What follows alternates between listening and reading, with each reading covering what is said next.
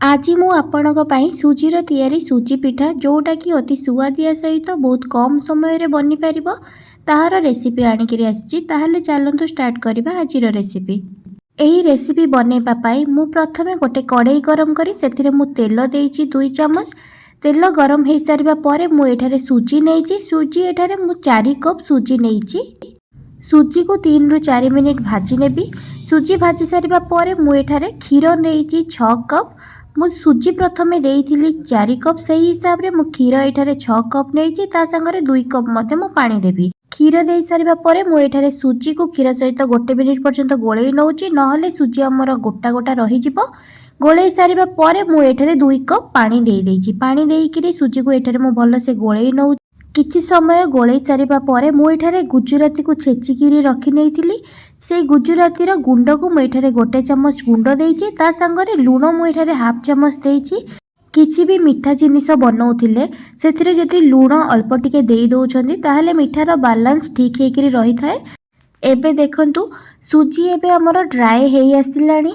एबे सुजीर जंताणा हमर प्रस्तुत हेई गलानी। एबे एई सुजी को मु गोटे प्लेट को काढी नेबी। एई जंताणा को प्लेट रे काढी नबा परे मु ताको 4 रु 5 मिनिट पर्यंत रखी देबे टिके ठंडा हवा पई। जंताणा ठंडा हे जिबा परे मु ताको एही परि भाबरे चकट नेबी, जहा द्वारा हमर पिठा सॉफ्ट हवा सहित तार शेप मध्ये भलो से देई हबो। एबे देखंतु एही परि भाबरे जंताणा रु छोट छोट गोळा आनिकिरी मु एबे पिठार शेप देबी। आपण जो हिसाब रे चाहिबे जेमिति चाहिबे सेही परि शेप रे दे परिबे। मु एठारे गोल गोल बनै नउची, आपण अलगा किछि भी चाहिले सेही परि भाबरे बनै परिबे।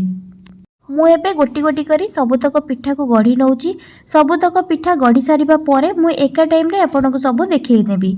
एठी देखंतु मोर सबुतक पिठा हेई गलानी। एबे देखो तो केते साइज साइज करी मु एठी गोल गोल करी गढ़ी नेछि। आपण चाहिले जो अलगा किछि भी शेप देई परिबे। पिठा गढ़ी सारिबा परे मु गोटे कढ़ाई गरम करी सेथिरे मु तेल देइछि। तेल भलो से गरम हेई सारिबा परे गढ़ी की रखिथिबा पिठा को मु एठारे गोटी गोटी करी मु एठारे 4टी पिठा देइछि। 4टी पिठा परे अधिका देले भांगी जिवो, तो सेति पे 4टी पिठा कढ़ाई रे जागा हैला। मु एबे 4टी पिठा को देइकिरी ताको प्रति 2 मिनिट रे टिके ओल्टेई दउची। पिठार कलर चेंज हवा पर्यंत मु एठारे गैस मीडियम फ्लेम रे रखिकिरी पिठा को ओल्टेई नउची प्रति 2 मिनिट रे। आपण माने वीडियोटी आरंभ रु शेष पर्यंत देखंतु। जदि वीडियोटी भलो लागिवो ताहले लाइक सहित शेयर करि नेबे। आउ जदि मो चैनल रे नुआ थिबे ताहले सब्सक्राइब करि नेबे। सब्सक्राइब करबा सहित पाखरे थिबा छोटो बेल आइकन को क्लिक कर देबे, जा द्वारा मो नेक्स्ट जहाँ भी वीडियो अपलोड करिवि ताहार नोटिफिकेशन आपण पाखरे पहुंच जिवो। एही पिठा बनौथिबा टाइम रे मु एबे देखैबी आपनको मु एठारे सीरा बनेई नेइछि, जोटार वीडियो मु बनेई पार नथिली। मु 4 कप चीनी नेइछि। आपण जदि चाहिबे अधिका मिठा मध्ये करि परिबे। एठारे 4 कप चीनी रे 2 कप पानी देइकिरी ताको टिके सीराटा टिके पतला रहिबो, बेसी बहलिया हबनी। सेही हिसाब रे मु सीरा एठारे बनेई देइथिली।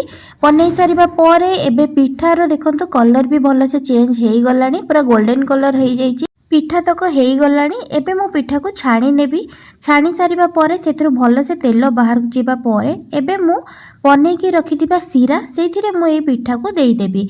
पिठा को देइकिरी 10 रु 15 मिनिट पर्यंत बुडै की रखि देबी। मझिरे मझिरे 2 रु 3 मिनिट परे पिठा को टिके ओल्टेई नउथिबे ए सीरा रे, जहा द्वारा पिठा बहुत सॉफ्ट हवा सहित खाइबा पई बहुत भलो लागि थाए। आपण माने भी एई प्रोसेस रे गोटे थर घरे बनांतु। केमति लागुची मो सहित कमेंट सेक्शन रे निश्चय शेयर करिवे। एबे सीरा रे मो पिठा को देइकिरी अलगा पटे आउ जति बळका पिठा सब मु बनेकिरी गढ़िकिरी रखिथिली ताको मध्ये मु एठारे कढ़ाई रे देई दोची। एई परि भाबरे सबुतक पिठा मु एठारे छाणी नेबी। छाणी नबा परे बनेकी रखिथिबा सीरा रे सबुतक पिठा को मु एठारे देई देबी। एई पिठा को देखंतु एथरक पिठा भी हेई जिबा परे पिठा तक छाणी नेइछि। छाणी नेइकिरी मु एठारे सीरा रे सबुतक पिठा को देई देइछि। देइकिरी प्रति 2-3 मिनिट रे गोटे थर लेखा सीरा रे पिठा को ओल्टेई नउथिबे, जहा द्वारा सबुतक पिठा रे सीरा भलो से भेदी पारिबो, जहा द्वारा पिठा सॉफ्ट हवा सहित खाइबा पई बहुत भलो मध्ये लागिबो। आपण माने भी एई प्रोसेस रे बनांतु। केमति लागुची मो सहित कमेंट सेक्शन रे निश्चय शेयर करिवे। आशा करूची कि वीडियोटी आपनको भलो लागिथिबो। आ जदि भलो लागिथिबो ताहले लाइक सहित शेयर करि नेबे। शेयर करबा सहित जदि मो चैनल रे नुआ थिबे ताहले सब्सक्राइब करि नेबे। सब्सक्राइब करबा सहित पाखरे थिबा छोटो बेल आइकन को क्लिक कर देबे, जहा द्वारा मो नेक्स्ट जहाँ भी वीडियो अपलोड करिवे ताहार नोटिफिकेशन आपनको पाखरे पहुंची पारिबो। एठी देखंतु पिठा मोर सब रेडी हेई गलानी। ରହୁଛି ନମସ୍କାର। ଜୟ ଜଗନ୍ନାଥ।